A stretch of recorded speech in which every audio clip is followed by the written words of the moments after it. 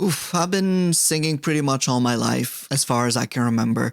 I think I took a bit of a break around the time I was a teenager because I was too busy being brooding and angsty to actually do any singing. But I remember at the end of my first year of uni, I went back home. I met up with some friends and we ended up in a pub that was doing a karaoke night. And the group I was with were really lovely people, really friendly, really encouraging and supportive. And they said, hey, maybe you should try out karaoke because they knew I was really interested in music and that I did do a bit of singing. I was in a band before.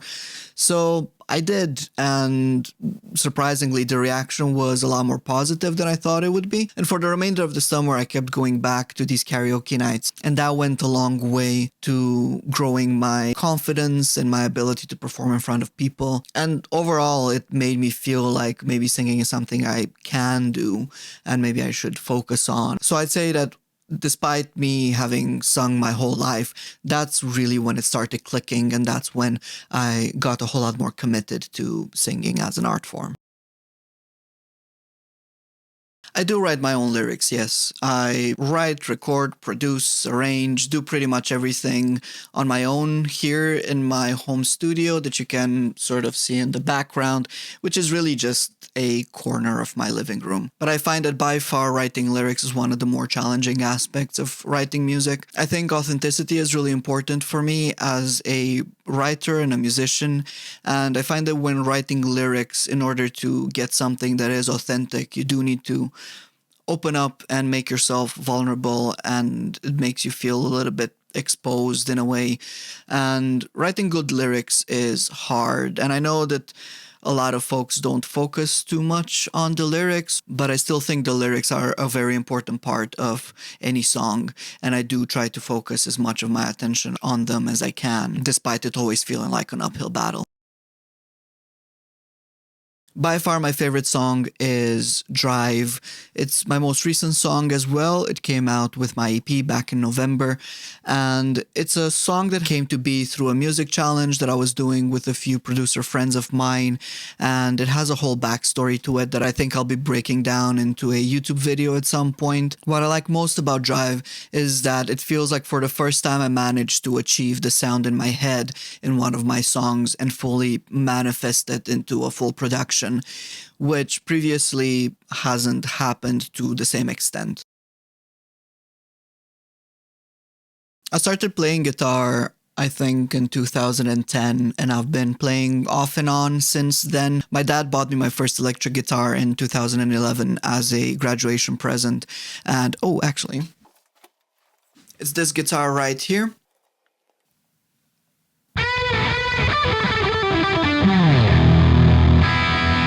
But then I moved to the UK in 2013 and I needed to leave the guitar at home, and then I didn't have a guitar for a while. And long story short, I didn't really take guitar playing seriously until 2020 when we were all stuck indoors and I had a lot of time on my hands. So I figured, you know what, might as well just spend some of this time playing the guitar. I started playing a video game called Rocksmith. I sunk a good several hundred hours in that game, and I found that time spent playing really rekindled my passion for guitar. And without it, I don't think I would have started making music at all. This is a very interesting question, and it kind of threw me off a little bit. And I realized that I'm not entirely sure how to describe my sound. It's also partly because all of my songs sound different from each other. And what I realized is that I guide myself not necessarily by trying to achieve a certain sound or by what I want my music to be, but I tend to guide myself a whole lot more by what I don't want it to be.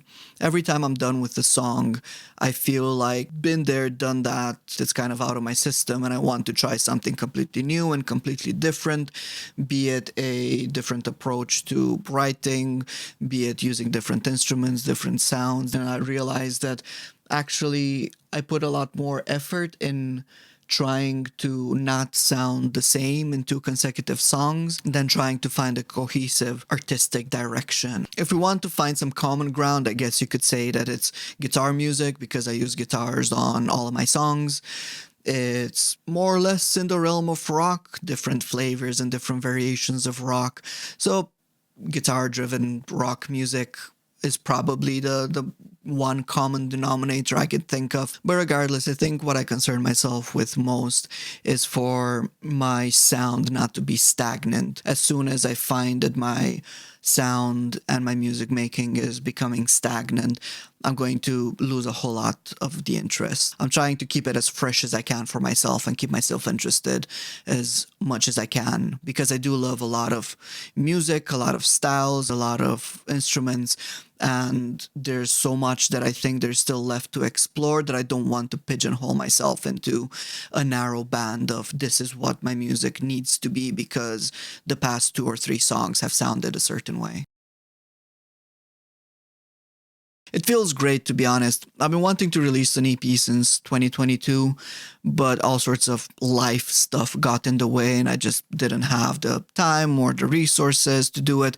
But finally, this year, everything kind of came together and I managed to pull it off, and I'm really happy.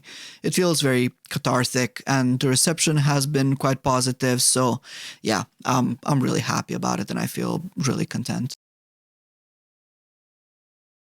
Sadly, not, I'm afraid.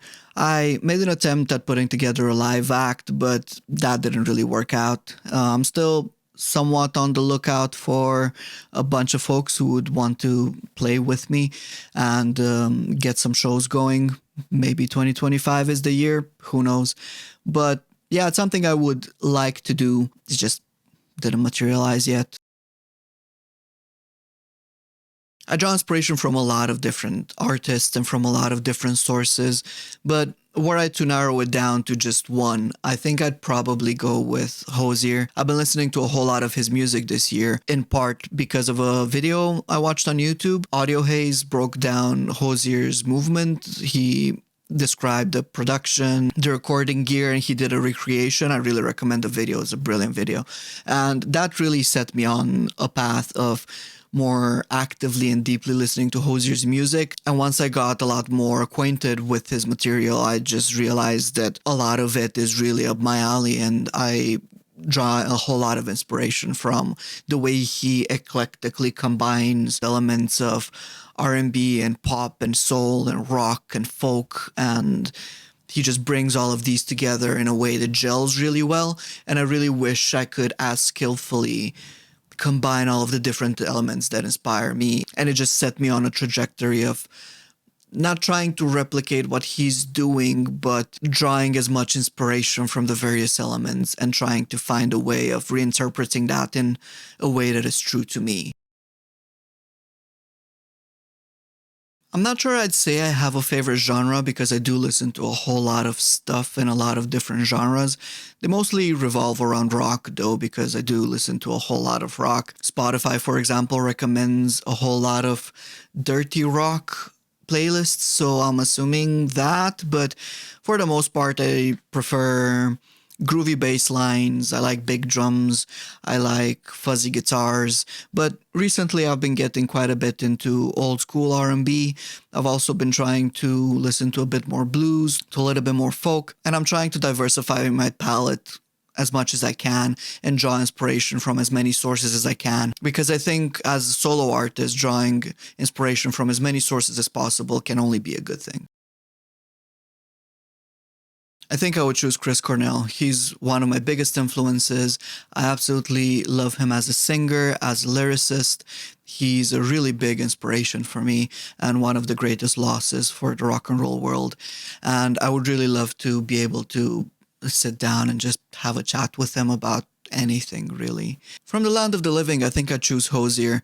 I really love his music. I think he comes across as a great guy, and I think he'd be very interesting to have a chat with. So, yeah, I think that would be a solid chat.